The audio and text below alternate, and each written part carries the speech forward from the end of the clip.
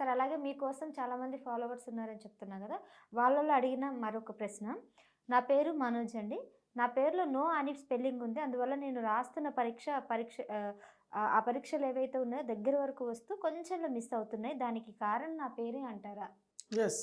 Date of birth ఎంత బాగున్నా పేరులో నో వస్తే నోకియా లాంటి షోరూమ్‌లే మూసేశారమ్మా. ఒకప్పుడు ఫేమస్ కదా! ఇంటర్నేషనల్ నోకియా షోరూమ్‌లు నో మూసేశారు. మనోజ్‌లో నో.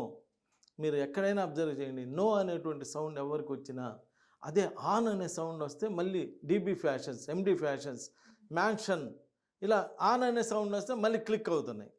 నో అని వచ్చిందంటే నో అంటే వద్దని కదా! ఆ నో అని వచ్చిన వాళ్ళందరూ ఇబ్బంది పడుతున్నారు.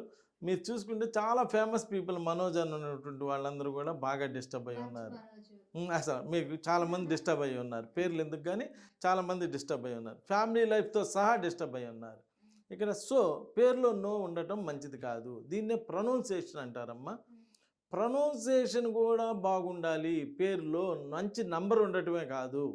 ప్రొనౌన్సియేషన్ కూడా బాగుండాలి. మీకు తెలిసి మీరు ఇంకా వీళ్ళు ఎగ్జామ్‌కి రాసి ఎగ్జామ్‌లో ఫెయిల్ అవుతున్నానంటున్నారు. జాబ్ వచ్చి ఇంటర్వ్యూలో ఫెయిల్ అయినోళ్ళు కూడా చాలామంది నాకు తెలుసమ్మా. ఈ రోజుకు దగ్గర దగ్గర 5, 6 మనోజులకు కరెక్ట్ చేయటమే నా పని. అయినాక మళ్ళీ వాళ్ళు సక్సెస్ అవుతున్నటువంటి వాళ్ళు ఇలా జరుగుతూ ఉన్నది. పేరులో నెగెటివ్ నంబర్ లేకుండా చూసుకోండి.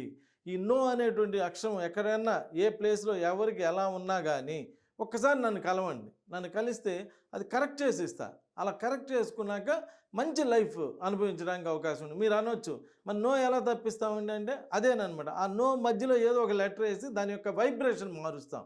ఆ వైబ్రేషన్ మార్చినప్పుడు ఆటోమేటిక్గా మంచి సక్సెస్ చూసుకోవడానికి ఇక్కడ నోకి ఆన్కి అంత తేడా ఉన్నట్టుగా అలా మార్చి చేయటం వల్ల మంచి సక్సెస్ చూస్తారు.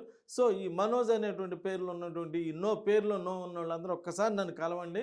మీకు మంచి లైఫ్ ఇచ్చి మంచి సక్సెస్ ఇవ్వటం అనేటువంటి జరుగుతుంది. Thank you.